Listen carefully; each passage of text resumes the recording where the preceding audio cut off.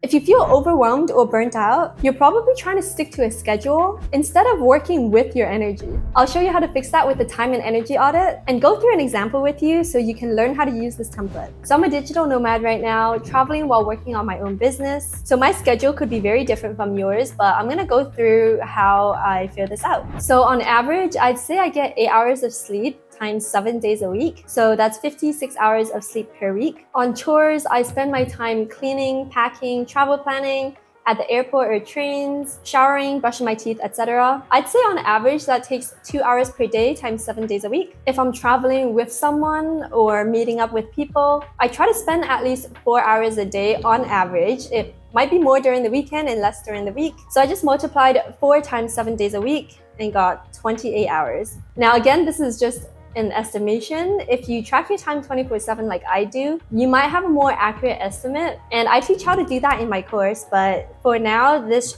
should work for you. Anyway, for my creator business, I'd say I spend 4 hours a day on average times 7 days a week, because I enjoy working even on weekends. Then for hobbies, since I'm traveling right now, I'd say I also spend around 4 hours a day on average, a bit more on weekends and a bit less during the week. I'm not really exercising right now besides walking around town, so I'd put 2 hours for the entire week. For scrolling on social media, I'd say I spend average 1 hour a day for 5 days a week because I tend to stay off my phone on weekends, and I try to stay in touch with my friends, so maybe 1 hour a day right before bed, and then the rest is 0 because I'm busy traveling right now. Now all I have to do is indicate the energy that each of these activities give me. So for sleep, I'd say it's neutral. Chores, I'd say it drains energy. Usually it would be neutral, but I don't like doing chores. You can actually make chores neutral if you combined it with something that gives you energy, like listening to a podcast. For spending time with people, I write gives me energy. Creator business gives me energy. Hobbies and exploring, I usually like that as well. Exercising always makes me feel better. Scrolling social media,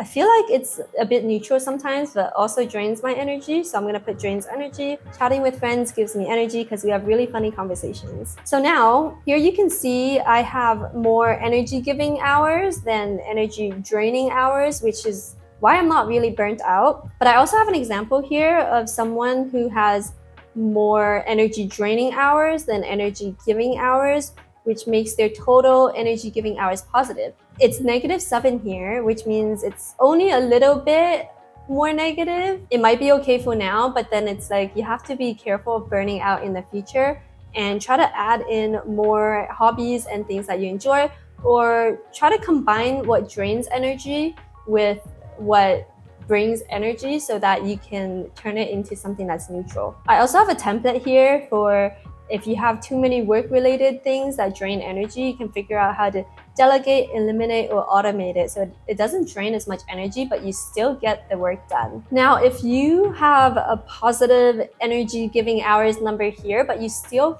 feel burnt out, you might want to revisit your activities and figure out why you feel burnt out, even if you're doing all these things that give you energy. So now that you've identified what gives you energy and what drains energy, you can start to adjust how much time you spend on things and build more productive habits, which is what I teach in my course. There's even a module on how to work with your ADHD instead of against it. So I'll leave the link to it in the description below. This time and energy template is included as part of the course. I basically teach you how to set up your habit systems to work towards your goals. And a lot of people said that they were dealing with burnout, but after the course, they got clarity for next steps and felt a lot more motivated. So I'll leave the link in the description below for you. But in the meantime, if you have any questions, let me know in the comments, and I'll see you in the next video.